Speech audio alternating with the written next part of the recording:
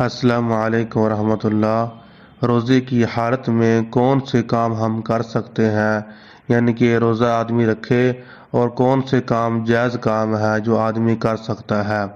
پہلا کام مسواک کر سکتا ہے، ٹوتھ پیسٹ کر سکتا ہے، روزے کی حالت میں غسل کر سکتا ہے، خوشبو لگا سکتا ہے، سرما ڈال سکتا ہے، سر میں تیل وغیرہ بھی لگا سکتا ہے، کنگھی استعمال بھی کر سکتا ہے، اور اسی طرح روزے کی حالت میں بیوی کا بوسہ لینا بھی جائز ہے۔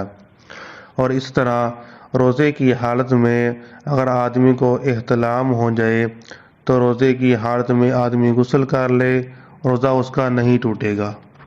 اور اسی طرح روزے کی حالت میں خود بخود قے آ جانا، اس سے روزہ نہیں ٹوٹتا۔ اگر آدمی جان بوجھ کر الٹی کرتا ہے پھر اس کا روزہ ٹوٹ جائے گا۔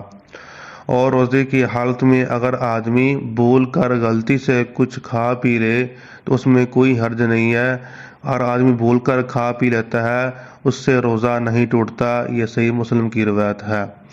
اور اسی طرح روزے کی حالت میں آدمی خون کا ٹیسٹ جسم سے خون نکال سکتا ہے۔ ویڈیو اچھی لگی وہ ہمارے چینل کو سبسکرائب کریں۔ السلام علیکم۔